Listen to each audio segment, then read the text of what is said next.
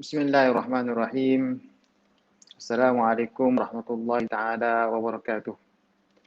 Alhamdulillahirabbil alamin. Wassalatu wassalamu ala rasulil amin wa ala alihi wa sahbihi ajma'in. Amma ba'd.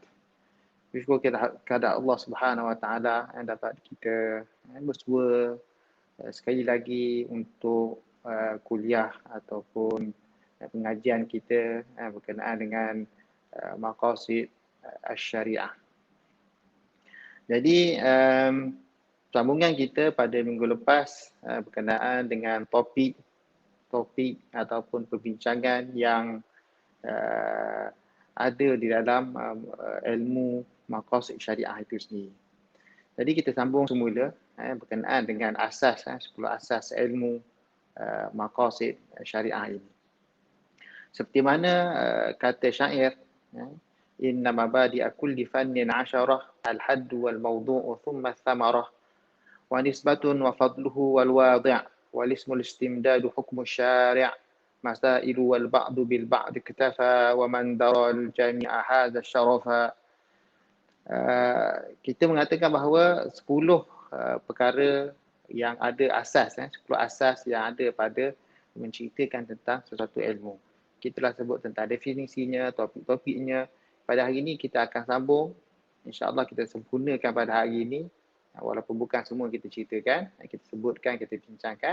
Nanti kita akan sambungkan. Berkenaan hasil ataupun kepentingan ilmu maqasid ini.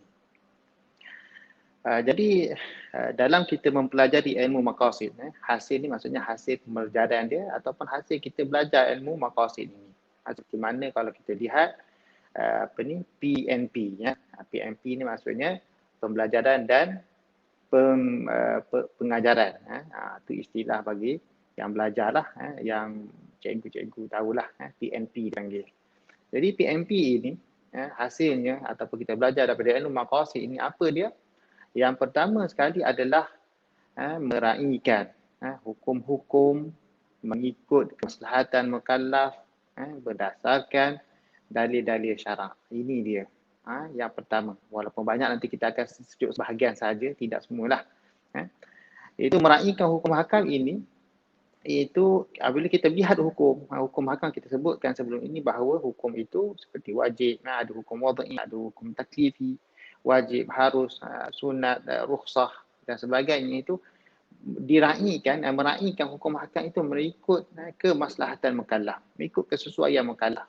Kerana Allah Subhanahu Wa Taala tidak mentaklifkan mukallaf itu melainkan untuk kemampuannya. La yukallifullahu nafsan illa wus'aha. Tidak Allah taklifkan, tidak Allah bebankan, tidak berikan tanggungjawab kepada mukallaf itu, kepada kita, pada hamba ini, melainkan dia boleh buat.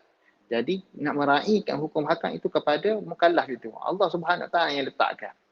Jadi itu dia, apabila kita belajar ilmu maqasid, maka kita boleh meraihkan hukum hakam mengikut kemaslahatan mukallaf, kebaikan mukallaf. Maslahat itu maksudnya kebaikan, manfaat, faedahnya. Itu dia, kemaslahatan dia. Jadi dengan kita belajar ilmu maqasid ini, kita boleh melakukan perkara tersebut, iaitu meraihkan hukum hakam. Yang seterusnya dapat kita mengetahui maksud firman-firman Allah Subhanahu Wa Taala dan sabda-sabda Nabi SAW. Kita belajar maqasid ini, kita memahami maksud firman Allah Subhanahu Wa Taala. Ramai orang tidak memahami firman Allah Subhanahu Wa Taala, sedangkan Allah bercakap dengan perkara yang lain, Nabi SAW bercakap perkara yang lain. Apa yang dikehendaki oleh Nabi tidak seperti mana yang kita faham. Jadi dengan kita belajar ilmu maqasid ini, kita mengetahui maksud dan juga kehendak-kehendak syarak daripada firman-firman Allah Subhanahu Wa Taala dan juga hadis-hadis Nabi SAW.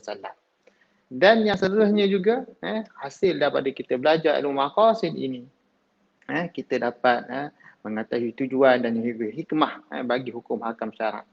Kita mengkaji, apabila kita belajar, kita mengkaji tentang hukum hakam ini. Apakah hikmahnya? Apakah tujuannya? Apakah kemaslahatannya? Jadi dengan kita belajar ilmu maqasid inilah kita tahu tujuan syarak, tujuan suatu hukum. Walaupun kita tidak tahu secara kita tidak tahu secara terperinci, kita tahu secara umum pula. Kan? Jadi begitulah seterusnya apabila kita mempelajari ilmu maqasid ini. Kita mengerti tujuan dan juga hikmah-hikmah yang ada pada hukum hakam. Nanti insya-Allah kita akan lihat bagaimana keadaan hasil ini kita dapati apabila kita mempelajari ilmu maqasid ini. Jadi dengan itulah ilmu maqasid ini berbeza dengan ilmu lain dengan kita tahu tujuan dan juga hikmah hukum hakam. Kita tahu kenapa Allah Taala buat begini. Kita tahu Allah sebab kenapa ibadah ini macam ni kena buat. Kita tahu kenapa dia perintahkan kepada hamba itu begini kena buat. Kenapa solat itu dia buat setiap hari. Kenapa puasa itu setahun sekali. Kita tahu dengan mengetahui tujuan-tujuan dan juga hikmah. Seperti zakat contohnya. Kenapa setahun sekali? Tidak buat tiap-tiap hari ke, tiap-tiap minggu ke. Yang orang miskin ramai. Kenapa setahun sekali? Kan? Jadi kenapa? Itu persoalan-persoalan apabila kita mempelajari ilmu maqasid ini, maka kita tahu ilmu maqasid ini, maka kita tahu tujuan syarak itu sendiri. Sebab kita dapat meraihkan hukum tadi. Kita dapat mengetahui maksud-maksud firman Allah Subhanahu Wa Taala tadi. Dan yang seterusnya adalah dengan kita mempelajari ilmu maqasid ini, maka kita tahulah kaedah-kaedah dalam maqasid syariah. Maksudnya, kaedah-kaedah bagaimana nak mengeluarkan hukum menggunakan maqasid syariah. Ada kaedah-kaedahnya. Kalau kita tidak mengikut kaedah ini, akhirnya menyebabkan bukan maqasid syariah. Kita menggunakan cara tersendiri ataupun kita katakan sebagai mengikut hawa nafsu. Hawa nafsu ni maksudnya mengikut kehendak diri sendiri. Jadi dengan kita belajar ilmu maqasid ini, kita mengetahui kaedah-kaedah mengeluarkan hukum itu sendiri dengan meraihkan mengikut kemaslahatan hamba, kemaslahatan manusia, kemaslahatan mukallaf itu sendiri. Dengan melihat kepada firman-firman Allah Subhanahu Wa Taala, melihat kepada sabda Nabi SAW. Jadi ini dia hasil. Jadi itu sebahagian saja. Mungkin kita akan lihat ada banyak lagi, tapi kita nak tunjukkan bahawa inilah yang kita dapat hasil daripada kita belajar ilmu maqasid. Iaitu meraihkan hukum hakam, kita dapat mengetahui maksud Allah Subhanahu Wa Taala, kita mengetahui tujuan dan kita mengetahui kaedah-kaedah bagaimana nak mengeluarkan hukum maqasid syariah itu sendiri. Seterusnya kelebihannya ataupun kepentingan ilmu maqasid ini. Ini yang sangat penting, yang patut kita kena tahu. Kan, sebab kebanyakan orang tak tahu, belajar tak tahu. Jadi apakah kepentingan kita belajar ilmu maqasid ini? Kan. Jadi kepentingan ilmu maqasid ni disebut oleh ulama banyaklah, tapi saya pilih di sini beberapa sahaja. Saya tidak panjangkan sebab kita boleh mentalaah, kita boleh banyak lagi. Kita boleh baca dalam buku maqasid dah banyak, kita boleh baca dalam buku-buku tersebut. Kepentingan yang pertama adalah merupakan ilmu maqasid ini merupakan hala tuju para mujtahidin. Mujtahid ini adalah orang-orang yang mengeluarkan hukum, yang mengistimbatkan hukum hakam. Ini dia panggil mujtahid. Jadi hala tuju para mujtahid dipanggil qiblatul mujtahidin. Inilah yang disebutkan oleh Al-Imam Al-Ghazali yang wafat pada tahun 505 Hijrah. Beliau mengatakan bahawa maqasid syariah ini adalah qiblatul mujtahidin. Kiblat. Waktu jadi kiblat ahli tuju ni dia. Ni belajar maqasid ni, kalau kita belajar maqasid ini hal tuju, kita nak keluar hukum ni tuju dia. Kan? Jadi dia berkata, Imam Ghazali menyebutkan maqasidus syar'i qiblatul mujtahidin, man tawajjaha ila jihatin minha asabal haqq. Maqasid syarak itu adalah kiblat para mujtahid. Hal tuju, maksudnya itulah cara dia. Kalau dia nak mengeluarkan hukum, inilah dia. Kan? Man tawajjaha ila jihatin minha, siapa yang menuju ke arah jihahnya, ke arah sudutnya, maka dia akan bertepatan dengan kebenaran itu sendiri. Kebenaran dalam memberi hukum, mengeluarkan hukum hakam itu sendiri. Jadi ini pentingnya. Jadi pentinglah bila kita nak mengeluarkan hukum, sudah pasti kita nak mendapatkan kebenaran dalam hukum yang kita keluarkan tadi. Kan? Jadi dengan itulah belajar ilmu maqasid ini, sangat penting bagi menentukan hala tuju kita. Hala tuju para mujtahid. Kita lah mujtahid itu sendiri sebenarnya. Memanglah sebab mujtahid dah yang mengeluarkan hukum. Kita ni baru nak belajar, kan? Jadi hala tuju pada mujtahid itu ada dengan maqasid syariah itu sendiri. Ini seperti mana kata-kata ini seperti mana yang dinukilkan oleh Imam Suyuti lah dalam kitab dia Ar-Raddu ala man akhlada ila al-ard. Kitab menceritakan tentang menafikan orang yang mengatakan tak ada mujtahid pada zaman sekarang. Kitab karangan Imam Suyuti. Kita yang Suyuti wafat pada tahun 911 Hijrah. Jadi ini dia. Itu istilah yang digunakan pakai oleh Abu Hamid Al-Ghazali, Imam Ghazali, Hujjatul Islam. Maksudnya dia adalah kepentingan ilmu belajar ilmu maqasid ini adalah tujuannya merupakan apa dia? Hala tuju dia, kiblat para mujtahid. Semua kat situ, ke arah itu. Kena tahu maqasid itu sendiri. Maqasid syariah. Tujuan syariah kita nak tahu kehendak Allah Taala, bukan kita nak tahu kehendak kita. Kan? Seterusnya apabila ilmu maqasid ini ia merupakan satu manhaj dalam pemikiran, dalam memberi pandangan. Dia merupakan satu metod yang membentuk pemikiran kita. Jika tidak ada perkara ini, susahlah. Sebab kita tahu hal tuju kita. Kan? Disebabkan kita satu perkara itu tidak ada laluan dia, tak tahu tujuannya, maka dia akan sesat tak? Dia akan sesat. Jadi dengan manhaj itu, dengan manhaj yang ada di maqasid itu, maka membantu dia dalam berfikir dengan betul. Kalau kita lihat dalam ilmu syariah ini, kita belajar syariah ini, kita mengetahui tentang maqasid syariah. Tetapi maqasid syariah ini, apabila kita belajar, dia bukan hanya kita aplikasikan di dalam syariah saja, bahkan di dalam berbagai-bagai bidang. Dari segi politiknya, dari segi ekonominya, dari segi apa lagi, pembangunan masyarakatnya, semua memerlukan kepada ilmu maqasid ini. Sebab kita mengetahui objektif. Kalau kita belajar ilmu pengurusan, pengurusan organisasi, mesti satu perkara yang sangat penting yang akan kita kena perlu tahu adalah objektif. Misi, visi kan. Kita biasa sebut mana-mana tempat kalau kita pergi lah, mana-mana organisasi kita pergi, dia tulis misi dia, apa dia, visinya apa dia, kan, objektif. Jadi ini dia kepentingannya. Bila kita ada pemikiran masa kita belajar ilmu maqasid, maka kita tahu kepentingan dan kita tahu bagaimana kita menjadikan kita ni berfikir dengan cara maqasid itu sendiri. Jadi penting kita belajar maqasid ni sebenarnya. Apa membentuk pemikiran dalam kerangka syariah itu sendiri. Bukan hanya sekadar kita belajar objektif, kita centang kita buat objektif. Sebab objektif ni adalah satu pembelajaran yang perlu dipelajari bagi seorang pemimpin. Kena tahu.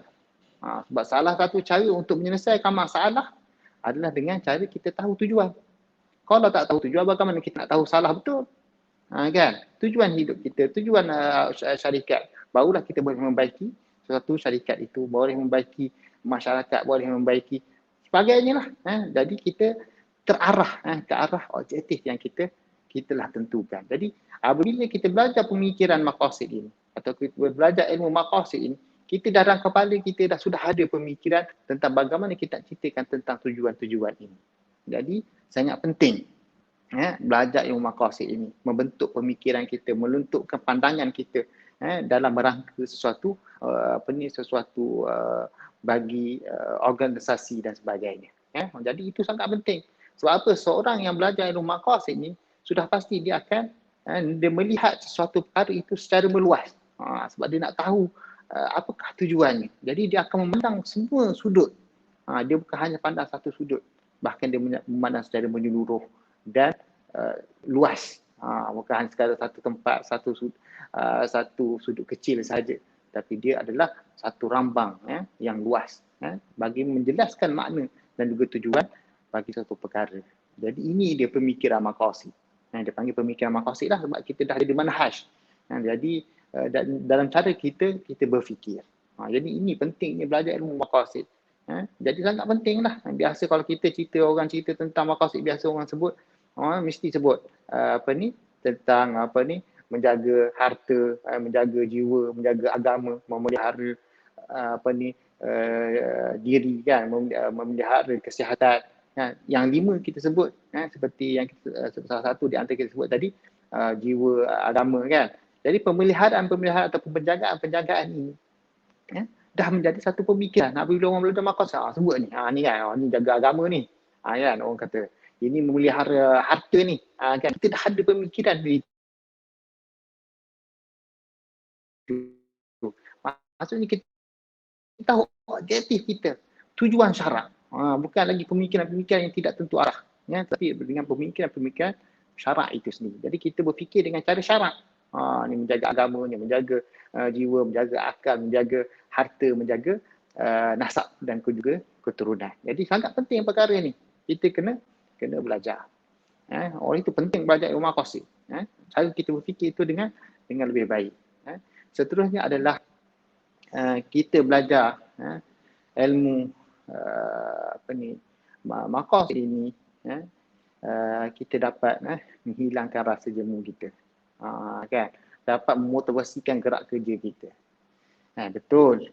Amalan itu tidak semestinya kita, amalan yang Allah Subhanahu Wa Taala perintah kepada kita, Nabi perintah kepada kita suruh buat, memang tak perlu kita melihat pada tujuannya. Betul. Tetapi kalau kita tahu tentang hikmahnya, lagi seronok, kita akan bertambah kita buat. Jadi dengan adanya maqasid ataupun tujuan, ada hikmah, maka kita buat tu dengan lebih baik. Memang kita suruh seorang pekerja, dia suruh diperintahkan untuk bekerja. Tak tahu apa tujuan, dia buat macam ni. Dia buat. Akhirnya menyebabkan rasa jemu. Jemu akhirnya dia akan meninggalkan. Tetapi kalau kita belajar ilmu maqasid, kita tahu hikmah-hikmahnya, kita tahu maslahat-maslahatnya, kita tahu rahsia-rahsianya, maka kita buat tu dengan seronok. Oh, ini tujuan aku buat ni, dapat ini kan. Macam kita dapat lah kalau aku buat begini, dapat awak kan. Dapat anugerah. Anugerah daripada Allah Ta'ala. Kalau kita sembahyang, sesiapa yang solat berjemaah pada waktu lepas sesiapa yang solat berjemaah, solat isyak berjemaah, seakan-akan dia bangun separuh malam.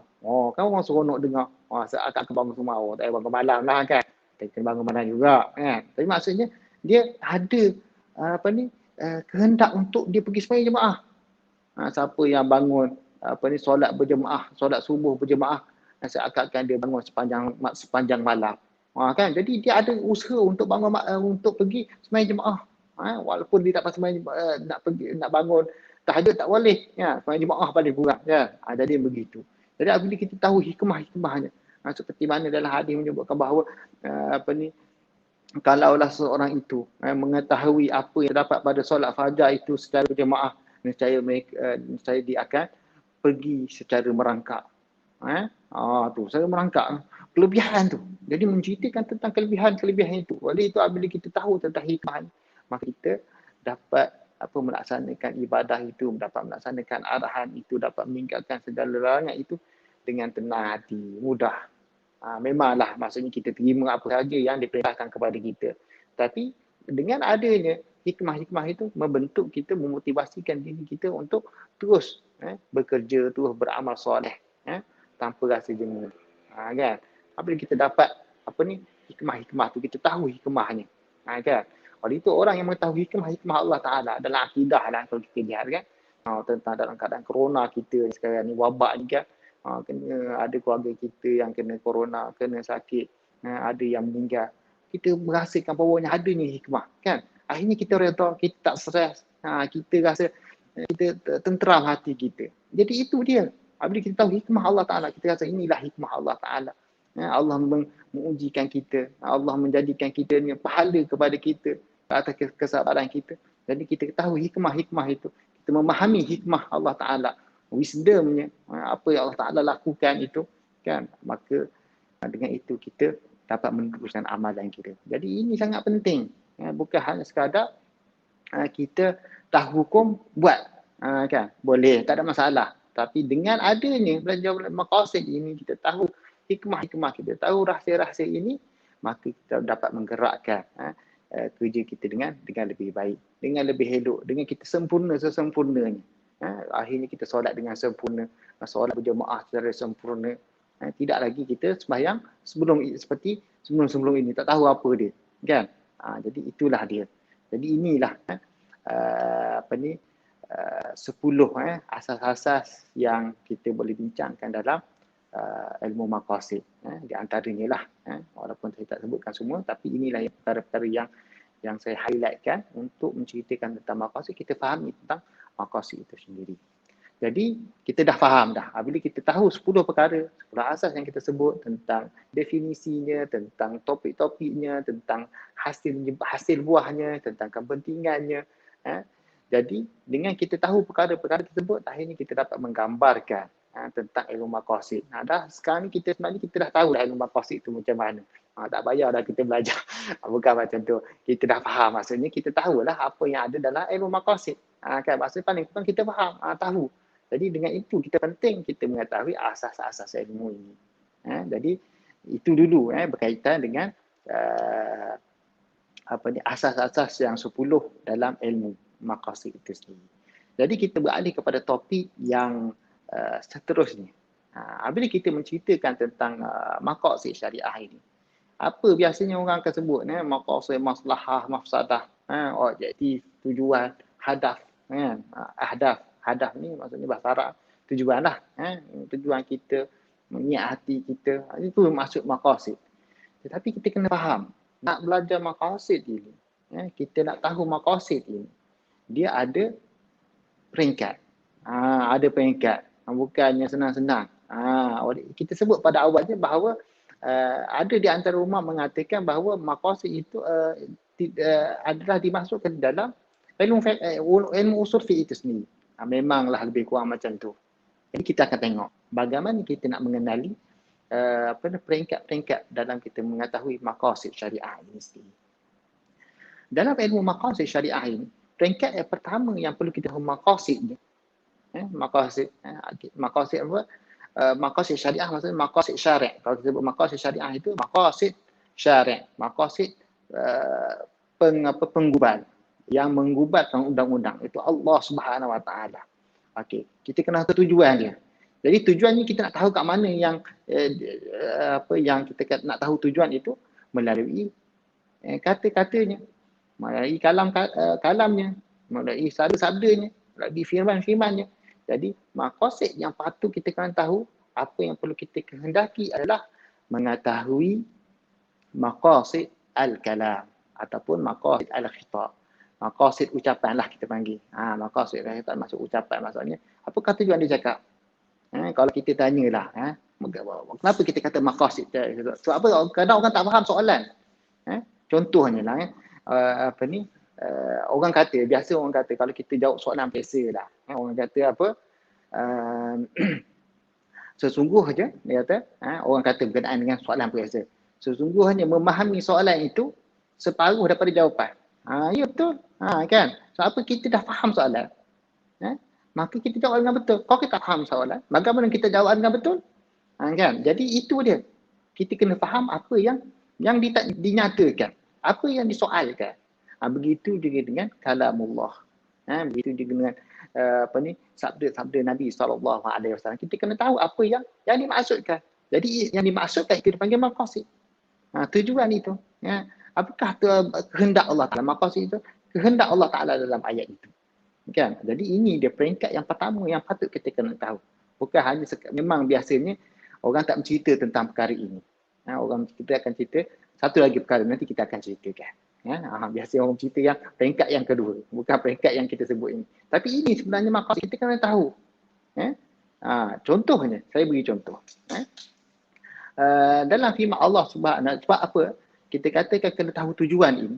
Kita kena tahu tujuan syarak, tujuan kalam itu, kehendak-kehendak ucapan itu. Ucapan itu apa yang dikehendaki. Saya beri contoh lagi lah supaya kita mudah faham bagaimana kita nak mengenali bahawa kehendak apa yang kita nak kehendaki daripada orang tu bercakap. Biasalah orang tanya kan, kata contohnya lah, saya beri contoh bahawa dia kata apa, kamu pergi mana tadi? Ni dia ada ada mesyuarat ni, kan, datang lewat. Lepas tu dia kata, dia tanya kepada kawan dia ataupun ahli kumpulan itu, tim tu, dia kata, dia datang lambat, dia kata, kamu pergi mana tadi? Apa dia jawab? Sakit perut lah, contoh. Kan? Pergi masjid lah, contohnya. Kan? Ataupun dia tinggal kereta kan, macam tu, pergi mana? Soalan dia pergi, tapi jawapan dia benda lain. Kan? Perkara yang lain. Tanya soalan apa dia? Ke mana kamu pergi tadi? Tapi dia jawab apa dia? Sakit. Terlepas kereta api contohnya. Terlepas bas contohnya. Terlepas ke taksi contohnya. Kan? Terlepas. Adakah soalan pergi itu jawapan dia terlepas? Kan? Ke mana kamu pergi? Dia kata terlepas bas. Adakah jawapan dia ada berkaitan tak? Tidak ada kaitan. Kalau kita tengok secara lahirnya. Kan? Kenapa kamu sakit? Kamu pergi sakit ke? Bukan maksud dia sakit. Maksud dia pergi ke sakit. Jadi maksudnya orang yang berkata itu memahami soalan yang ditanyakan. Dia bertanya, ke mana kamu pergi, nak mengetahui apakah sebab lambat kamu itu. Bukan ke mana kamu pergi. Apakah sebab kamu lambat. Bukan soalan pergi itu. Jadi ini kita panggil maqasid kalam. Kita memahami kehendak soalan. Bukan memahami secara literal, kita katakan, secara lafzi saja dalam persoalan tersebut. Jadi ini dia. Oleh itu firman Allah Subhanahu macam tu. Bukan hanya sekadar kita tahu lafzi saja, bahkan kita kena tahu apa yang dikehendaki Allah Subhanahu Wa Taala. Yang dikehendaki itu, yang dikehendaki dalam firman-firman Allah Subhanahu Wa Taala, dalam sabda-sabda Nabi SAW itu, itulah yang dikatakan sebagai maqasidul kalam ataupun maqasidul khitab, mengetahui dia punya apa yang terdapat dalam ucapan tersebut. Oleh itu banyak kalau kita lihat para sahabat pun begitu juga. Nanti kita akan beri contoh. Jadi itu maqasidul kalam. Nanti kita akan beri contoh. Kemudian selepas kita memahami maqasidul kalam, kita dah tahu kehendak ucapan tersebut.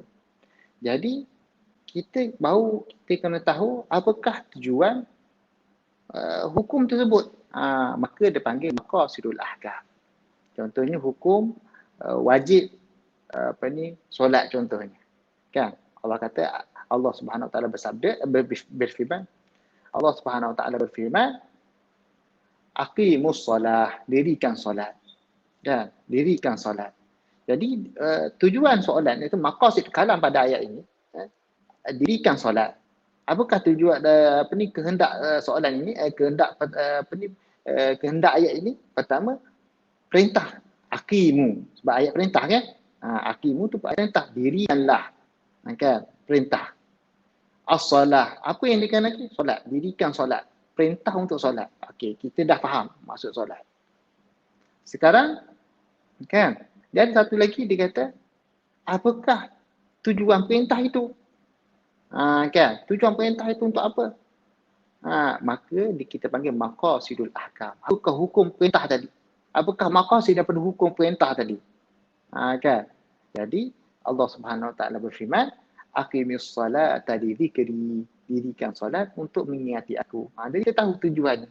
Jadi ini kita katakan maqasidul ahkam. Dirikan solat kerana tujuan dia apa? Untuk kita mengingati Allah Subhanahu Wa Taala. Okey. Itu secara ringkasnya lah. Nanti kita beri contoh-contoh yang lain supaya kita dapat gambarkan betul-betul. Masalah ni orang kurang faham. Orang yang faham biasanya sebut yang maqasidul, yang kedua ni al-ahkam, biasa orang sebut ahkam ni. Apa hikmah ayat ni, hukum ahkam ni, apakah hikmah ini. Itu maqasidul ahkam itu. Adapun maqasidul kalam perlu juga tahu. Perlu kita ambilkan. Kalau kita tidak memahami maqasidul kalam ini, menyebabkan kita salah faham terhadap maqasidul ahkam. Kerana apa kita kena tahu kehendak kalam ini? Kenapa kita tak tahu kehendak ucapan ini? Kerana dalam bahasa Arab itu sendiri, ada yang ucapan-ucapan yang zahir, nampak zahir. Tapi yang dikehendaki adalah yang tak zahir. Ada kata-kata ini, dia ni umum. Tapi maksud dia khusus. Ada makna dia, kata-kata ini hakikat. Nampak hakikat. Tapi yang dimaksudkan adalah majaz. Majaznya retorik lah. Saya beri contoh. Contohnya ayat yang mengatakan bahawa perkara itu dikatakan adalah majaz, bukannya hakikat. Contoh, saya beri contoh. Walaupun ada khilaf, tak apa, kita beri contoh supaya kita nak faham lah. Contohnya, perkataan Allah Subhanahu Wa Taala mengatakan berfirman, aula mastumun nisa falam tajidu ma'an fatayammamu sa'idan tayyiba. Jika kamu sentuh wanita itu, aula mastumun nisa falam tajidu ma'an, jika kamu tak berhati air, fatayammamu, maka hendaklah kamu bertayamum. Jadi soalan saya sini, dia punya apa yang kita nak faham kat sini adalah perkataan la mastum, sentuh wanita. Jadi kat ayat sini, dia ada maksud hakikat, dia ada maksud majazi. Dalam mazhab Syafi'i mengatakan dia adalah maksud hakikat. Dia kata apa? Sentuh itu sentuh betul lah. La muslim sentuh. Oleh itu batal. Kan? Jadi satu lagi, la mastum itu maksudnya dia adalah hubungan seksual di antara laki dan suami isteri. Kan? Jadi sentuhan itu menyentuh isterinya. Maksudnya dia melakukan hubungan. Jadi maksud itu adalah majazi.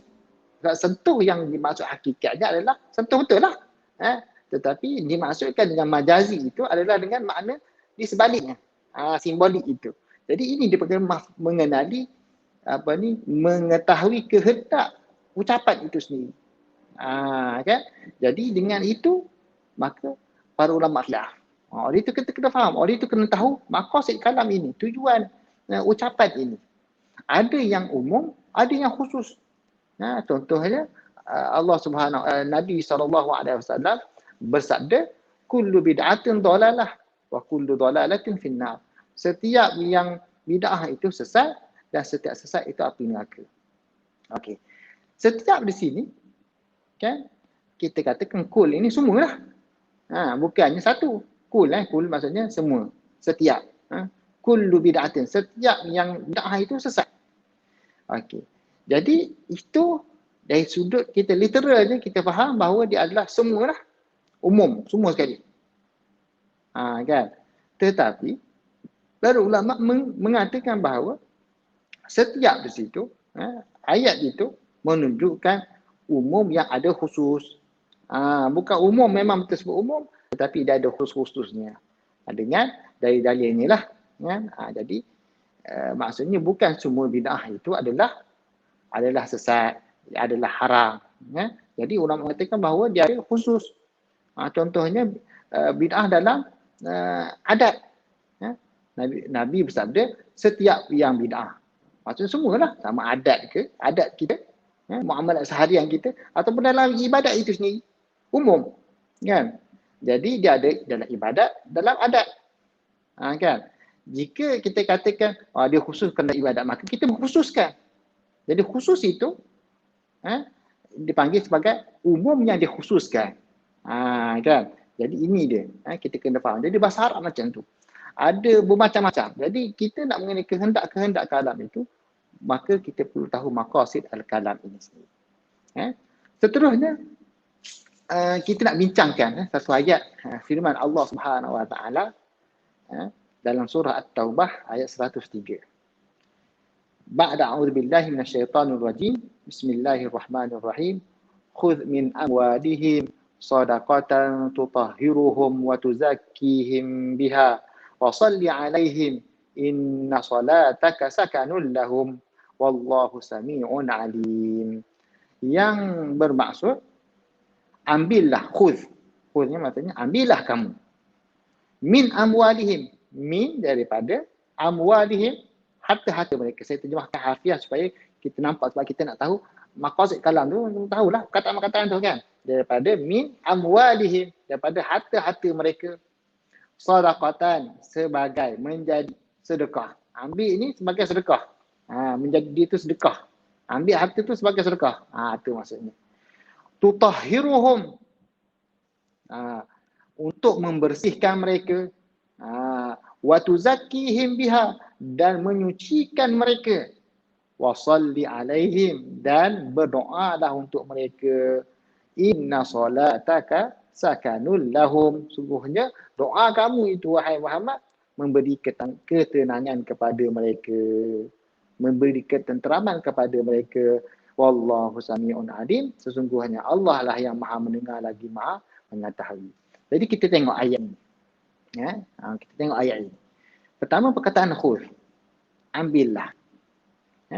Kalau kita tanya, siapa yang patut ambil? Ambil harta. Kata khudh min amwalihim sadaqatan, ambillah daripada harta mereka. Siapa nak perlu ambil? Budak kecil ke? Kanak-kanak ke kena ambil?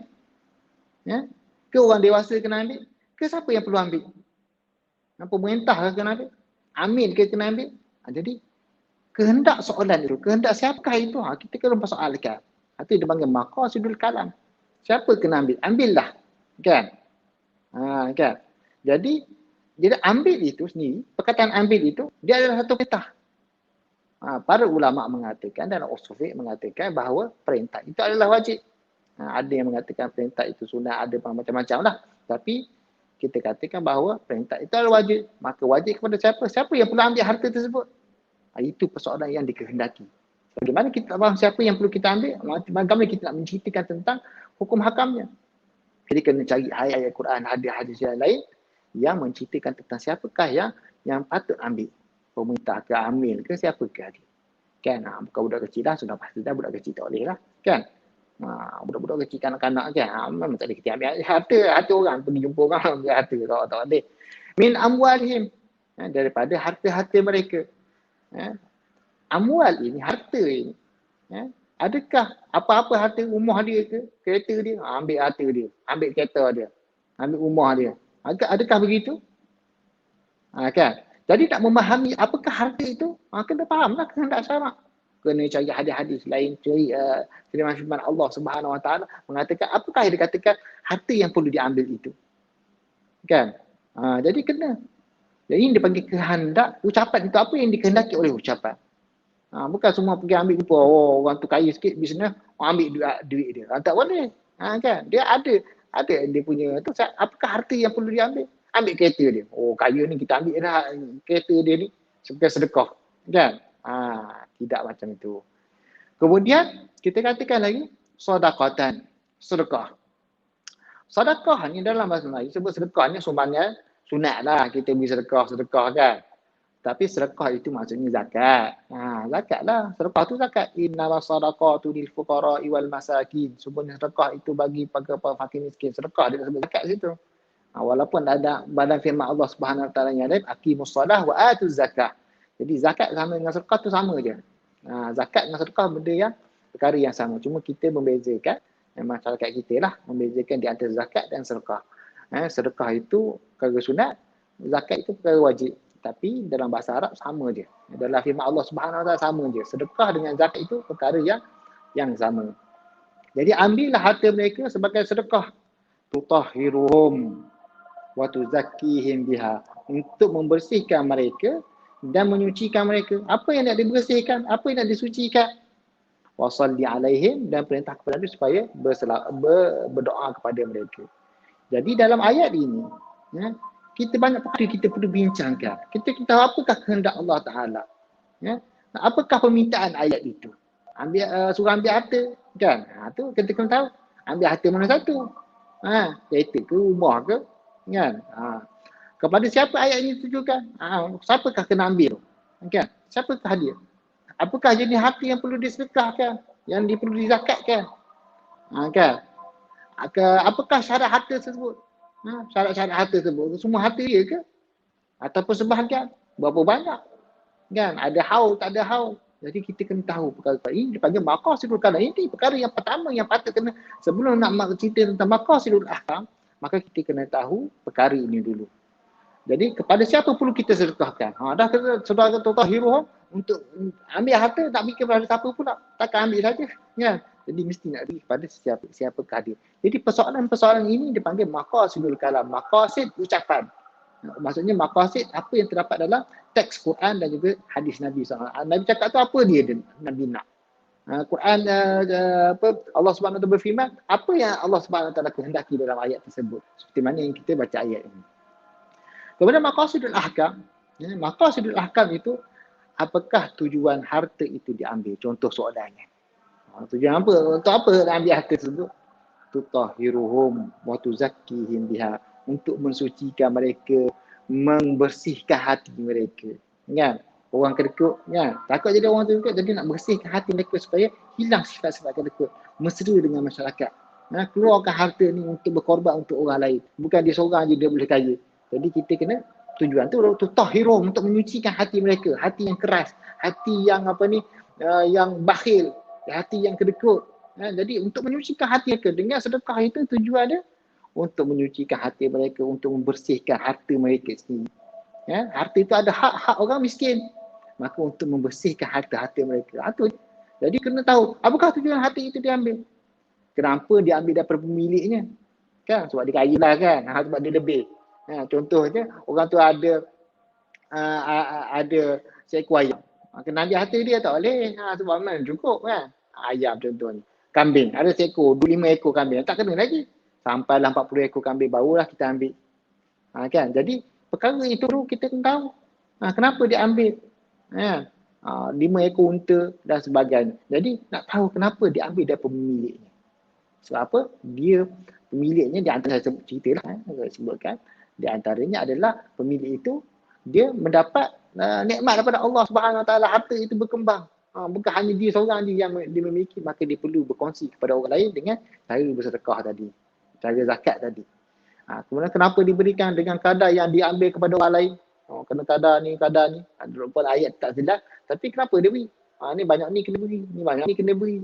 Kan? Harta 2.5. Kan? Kambing 40 ekor, baru seekor kena beri. Kan? Kena keluarkan seekor je. 40 ekor dia ada, seekor kena beri. Kan? Kenapa banyak tu? Kan? 5 ekor unta. Kan? Jadi dia mengikut keadaan.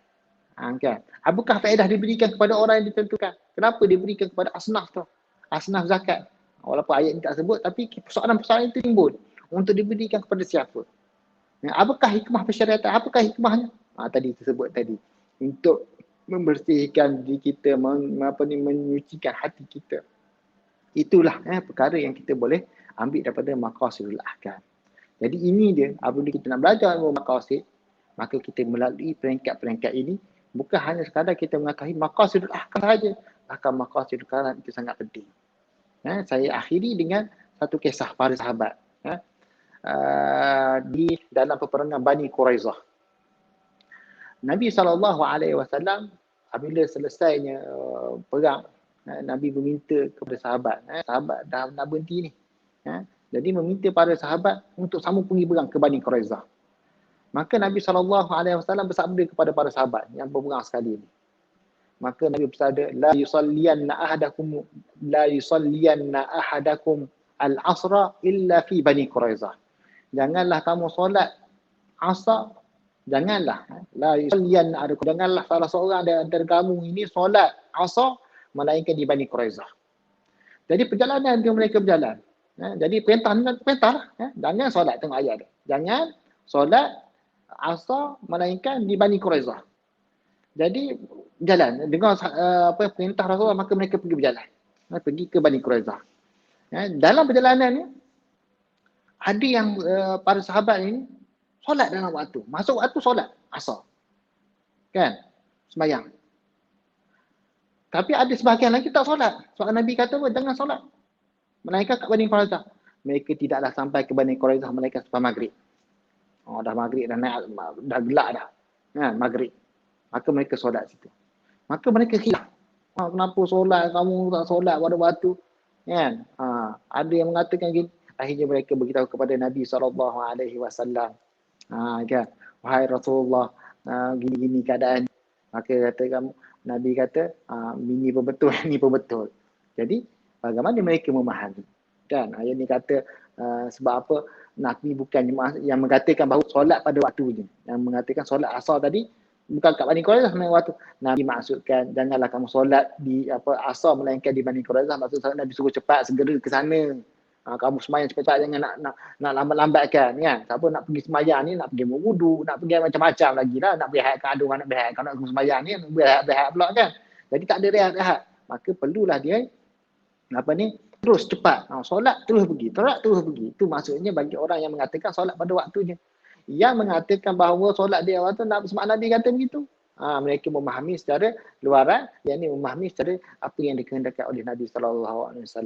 Maka Nabi pun mengiyakan kedua-duanya. Jadi itulah di antara pengajaran tentang peringkat pengajian, mengetahui maqasid ucapan dan juga maqasid al-ahkam, hikmah-hikmah dan juga rahsia-rahsianya. Jadi kita kena tahu insya-Allah tentang bagaimana kita mengenai maqasid al-ahkam yang kita bincangkan insya-Allah pada masa akan datang. Maksud cerita tu kita cerita pada sekarang, tapi insya-Allah pada masa akan kita akan cerita tentang maqasidul ahkam itu sendiri. Insya-Allah. Jadi saya akhiri dengan aqulu qauli hadza wa astaghfirullahal azim li wa lakum. Wassalamualaikum warahmatullahi taala wabarakatuh.